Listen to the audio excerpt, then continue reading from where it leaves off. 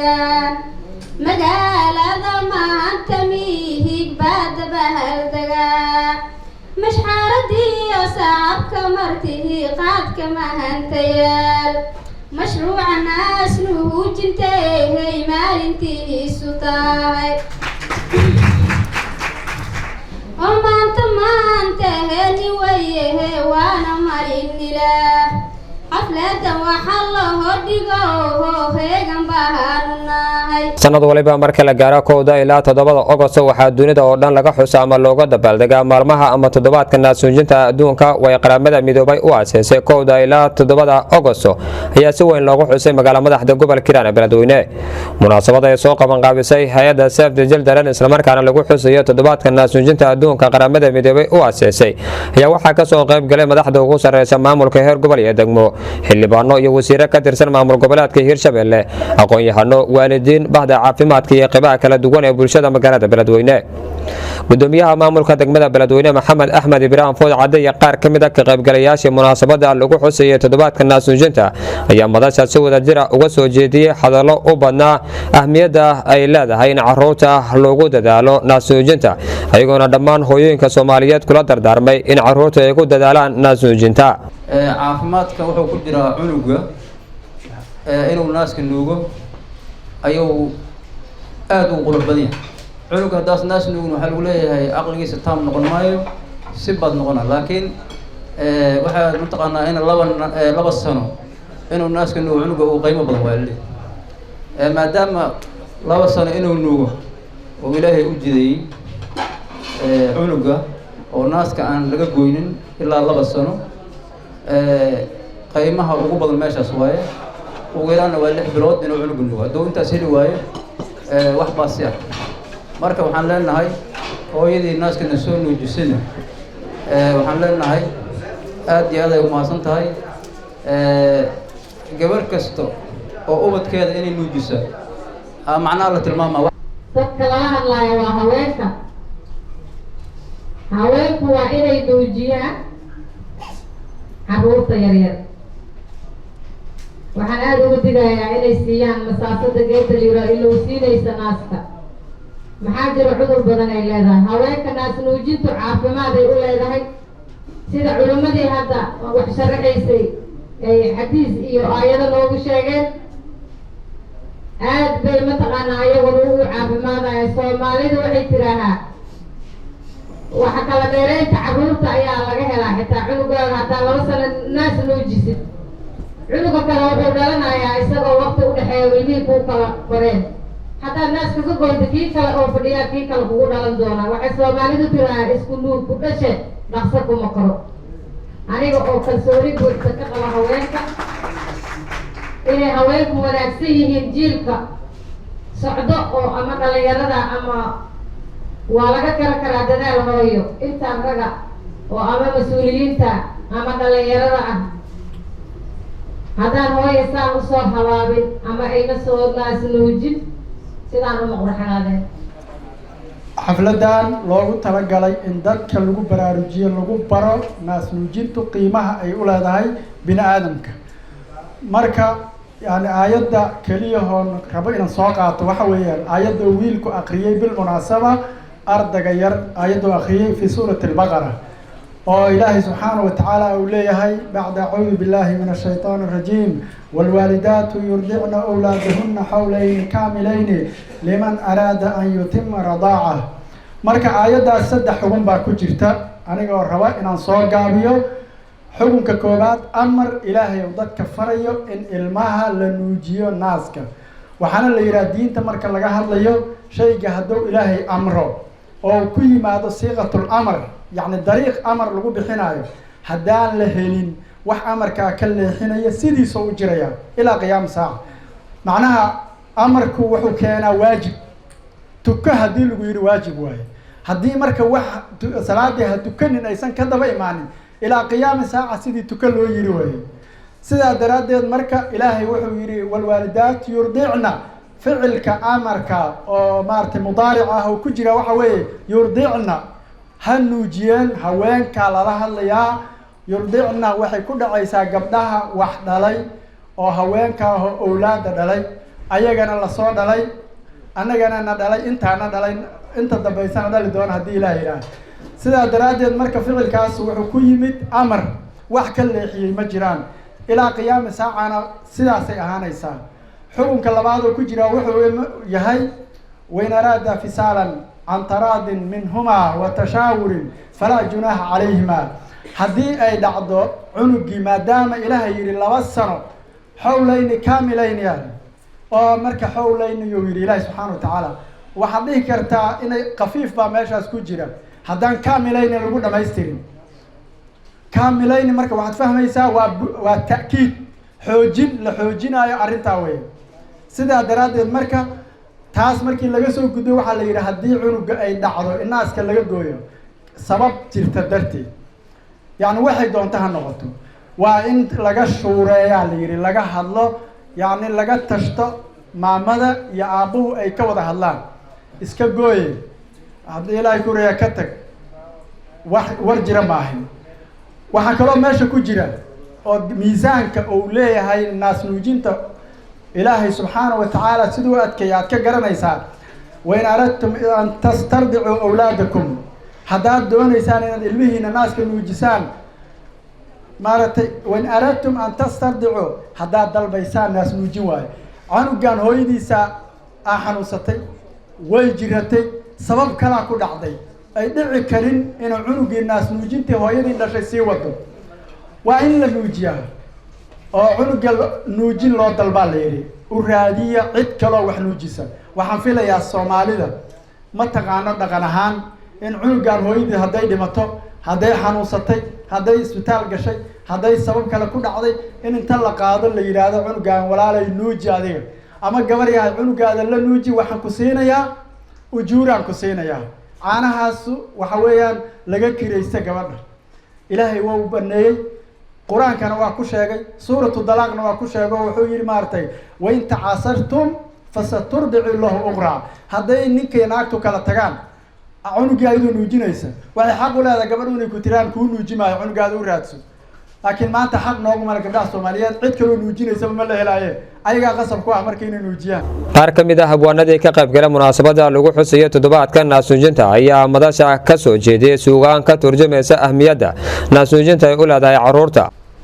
nada gabayga nooli uma baahnayo hadala noolayne noocadka eegta kaga gilan inaad nagi ku keentaye aanadna jamansada anigoo niyada aanadna jamansadaan oo niyada siinayo naasnuujintu waa neecawila soo dajo nafageli hayso noole walba niyad buu wataa mawla uu siiyey haweenow nimcaadii ilaa soo dhigay ku taal ubadka naasnuuja adinkuna caafimaad unbaad heshaan kolkaad nuujisaan ubadkii naaskiye cudurralan lanadnaadiyaad ka qayr hesheen niyad wanaageeda adinkoo naxariista eebba iyo helaa nimcada uu sheegay nafaqada carruurta ku gila nuuc kastay tahay naasnuujinta laga helaa caana nafaqaysan niyad sami unbaa laga arkaa cunugii naasnuuga caafimaad naruurow helaa cunugii naasnuuga garad nusqamin baa lagu gartaa iyo garaasha nuuraysa jirnoolunbaa lagu arkaa iyo qurux nagaanayso nidaam gaaragu yeelanayo nacfi hagaagaysa inta aan soonadgadiya lagu arkayn cunuga naasnuugin waxaan ku bilaabi doonaa barnaamijkan magaalada maanta miihig baada bahaldagaa mashxaaradii iyo saabka martihii qaadka mahantayaal مشروع الناس نوجنتي مالنتي سطاي وما انتهني ويه وانا مريني له حفلة وحله دقوه هيغن بهرناي وحاتا له ينيه بار له اتحا طلبدي نوجنتهن ما انت تهجناي دنيا وحلها حساها ناس كانوا جنتيس دمرك Soomaaliya way dabaaldegeen gobolka hiiraha waxay khaasna uga hadleen qiimaha naasku leeyahayna waynu wada qireen waxaa la qorsheeyay xafladooyin qiimo badan waxaa la qaban qaabinaha walla qeexayaa qorshaha naas nuujintooho khayma badan lahaa mas-uuliyiin qayma badahan baa ka qayb galeen nimcada rabbigeena siiyuhu naasku qayb ka yahay nasiib uwadkii uu helahaa wuu naaxayaa midkii aanu huginahaas wuu nusqaamayaa nuujinta naaska heedna ubahad waa u caafimaad madaxa caafimaadka iyo nafaqada caruurta ee gobolka Hiiraan ee hay'adda Save the Children oo ah hay'adda soo qaban qaabisay munaasabadan lagu xusayo toddobaadka naasuujinta ee lagu qabtay magaalada Beledweyne Cabdalla Aadan oo loo yaqaan macallimo ayaa sharaxaad kooban ka bixiyay ahmiyadda caruurta ay u leedahay naasuujinta kulana dardaarmay dhammaan hooyooyinka Soomaaliyeed meel kasta oo ay joogaan dal iyo dibad inay ugu dadaalaan caruurtooda naasuujinta waxaan u taaganahay xuska toddobaadka naasnuujinta ee caalamka oo ah munaasabad caalami ah oo dunida oo dhan laga xusayo maanta oo halkan taaganahay waxaa laga xusayaa 120 wadan Soomaaliyana qayb ay ka tahay nasiib wanaag gobolka Hiiraan na qayb uu ka yahay gaar ahaan magaalada Beledweyne oo hadda aan joogno state walbana waa laga xusay stateka Hirshabeellana waxaa laga xusayaa magaalada Beledweyne guud ahaan stateka Hirshabeelle sharafna way noo tahay inaan maanta halkan stateka ku matalno oo madaxdii iyo maamulkii oo dhan ay nala fadhiyaan heer state iyo heer gobol iyo heer degmo intaba toddobaadkan marka la xusayo munaasabadan maaragtay naasnuujinta muhiimadda ay leedahay waxaad ku garanaysaan 7 maalmood ayuu xuskeedu socdaa inta badan ma maqalno munaasabado 7 maalmood socdo marka laga reebo isbuuca xurriyadda iyo waxsaas yani oo kale oo aan mararka qaar aan maqalno mahane maalinta koobaad ee isbuuca maaragtay maalinta koobaad ee bisha 8 August ilaa iyo maalinta 7aad xuskeedu wuu soconayaa maalinta oo kaleeto maalinta 7aadana loogu talagalay in la soo gabagabeeyo laguna soo gabagabeeyo heer sare oo maaragtay advocacy iyo maaragtay loogu sameynayo naasnuujinta iyo arrimaha ku saabsan 1991 la soo bilaabay hay'adda WHO iyo UNICEF maxaa la yiraahdaa ilaa maantana waa la xusayaa sanad walbana waa laga xusaa gobolka Hiiraan taas waa ilaahay xamdigiis maamulka iyo madaxdii mas'uuliyiinta nagala soo qayb gashay waan kaga mahadcelinaynaa si ay u weyneeyaan arrintan waxaan rabaa inaan idiin sheego hal shay reportkii ugu dambeeyay UNICEF soo saartay waa warbixin muhiim ah inaan isla garanno oo runtii oo maaragtay murugo leh adduunka oo dhan markii assessment laga sameeyay 60% caruurta yani caruurta dhalata 60% ma helaan naasnuujin barax tiran ma helaan marka waa dhibaato inteeda la eg waana garanaysaan maxaa la yiraahdaa naaska iyo maaragtay in caruurta la siiyo muhiimadda uu leeyahay sanad walba waxaa loo sameeyaa halkudhigga sanadkan waa kana waxaan jeclahay dhammaan halkudhigga sanadkan in qof walba uu arko halkudhigga sanadkan enable parents waxaa la yidhahdaa empower parents enable breastfeeding oo micnaheedu yahay waalidiinta aan ku garab galno aan ku caawinno in ilmahooda naas ka nuujiyaan sideen ugu caawin karnaa marka inaan waalidiinta barno maxaa la yiraahdaa sidii macnaha naas nuujinta faa'iidada ay leedahay inaan barno si ilmaha maaragtay naaska loo nuujiyo 6 bilood ugu horeysa naas nuujin barax tiran loo siiyo kadibna saa ay hawsha ugu sii socoto waalidka waa inaan barnaa faa'iidada oo ay maaragtay ilmaha yar uu leeyahay naas nuujinta hooyada ay u leedahay wadanka uu leeyahay qaranka uu leeyahay raahde iyo qoyska intaba marka waxaan rabaa inaan soo gabagabeeyo hadduu aleedmo ma rabo madaxda inaan ku dheeraado madaxda iga dambaysa aada u mahadsantihiin waxaan rabaa laba codsi inaan kusoo gabagabeeyo keliya marka koowaad munaasabadan fariinta naasnuujinta in qof kasta la gaarsiiyo ugu dambeyn waxaa munaasabada si wadajir ah uga hadlay wasiirka wasaaradda warfaafinta dhaqanka iyo dalxiiska dowlad goboleedka Hirshabelle Cabdiweli Maxamed Cabdi iyo gudoomiyaha maamulka gobolka Hiiraan ee dowlad goboleedka Hirshabelle Mudane Cali Maxamed Caraale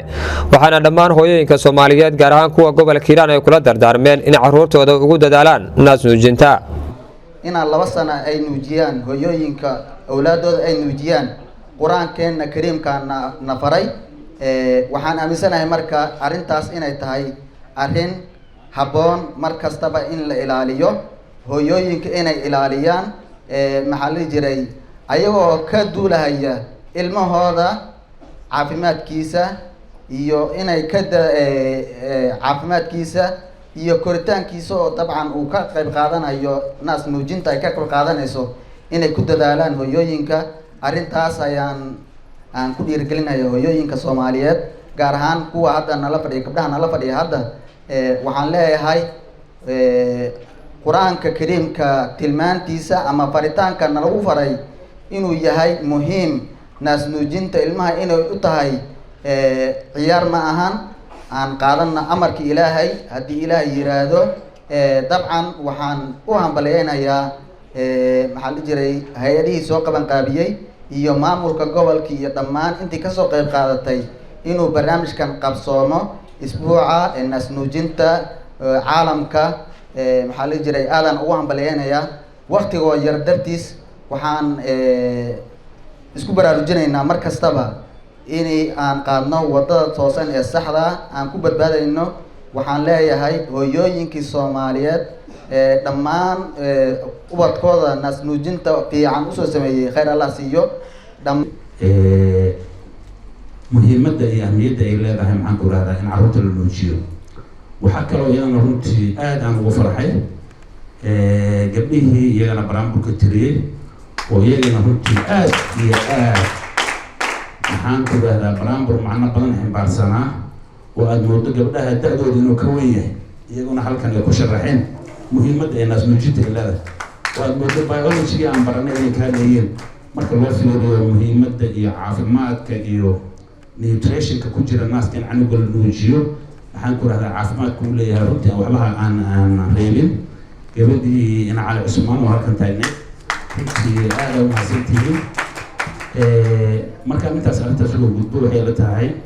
inaan maaragtay aan loo baahnay war hadda intaa ka badan ka dheelaa ma jiro waa mahadsantiin dhammaantiin soo dhawaada anoo ka faa'iidaysanaya xafladda caawa meesha aad ku fadhisaan waxaan rabaa inaan idin soo diro message amniga inaan ka shaqaysaan magaalada nadaafadda inaan ka shaqaysaan wadajirka midnimada walaalnimada derisnimada inaan ka shaqaysaan sida ogtihiin maalmahan waxaan wadnaa barnaamijyo maamul cusub ayaa gobolka ka yimid waan aniga wakiilka ahay waxaan rabnaa wax badan inaan bedelno waxaan rabnaa shaqo badan inaan qabanno waxaan rabnaa mustaqbalkiina inaan dhisno wax ka bedelno waxaan rabnaa shaqooyin badan oo muddo fog u baahnaa inaan la qabto oo aan hore loo qaban inaan qabanno oo aad ogtihiin inay ka mid yihiin dhismayaasha wadooyinka eraboorada iyo baxada oo aad ogtihiin dadkii dhibaatada ugu dhacday ugu horreysay adinkaa tihiin waxaasoo dhan lama qaban karo haddii aan amni la qaban waxaan rabnaa ciidamada inaad la shaqaysaan waxaan rabnaa inaad soo sheegtaan oo aad ka hor tagtaan cid kastoo amniga khalkhal gelinaysa haddii aan taa la helin waxa ma qaban karno wadooyin ladima dhisi karo erboor ladima dhisi karo waxbarasho lagama fikeri karo aaday noo dhibaysaa waa ogtihiin biyahaad soo cabitaan wasakh waay ma jirto biyo nadiifa beledweyne wax lala yaabo waay 27 sano inaan biyo nadiifa beledweyne laga cabin kulley magaalada ka jirto kale aan inay Soomaaliya ma leeyahay maayo waxaasoo dhan in la qabtay rabaa haddii la isku mashquulo oo aan gacan la siinin waxaasoo dhan lama qaban karo waa idin mahadcelinaa dhalinyarada mustaqbalka adinkaa leh dadka kale waa socdeen idinkaa dalku u harayaan kuwa jooga shaqay rabaan kuwa waxbartay jaamacadaha ka qalin jibiyey waxay u baahan yihiin hay'ado fara badan sida Seydiran oo kale ah oo aan hubo dad boqolaal ku dhow inay ka shaqeeyaan oo lamada inay dalka yimaadaan haddii aanay nabad ahayn imaan karaan fariinteedu waxay tahay nabadgelyada in laga shaqeeyo gacmaha in la isqabsado derisnimada in laga shaqeeyo cid kas oo aad aragtaan inaad ka hor timaadaan ciidamada inaad la shaqaysaan dowladda inaad la shaqaysaan waa mahadsantihiin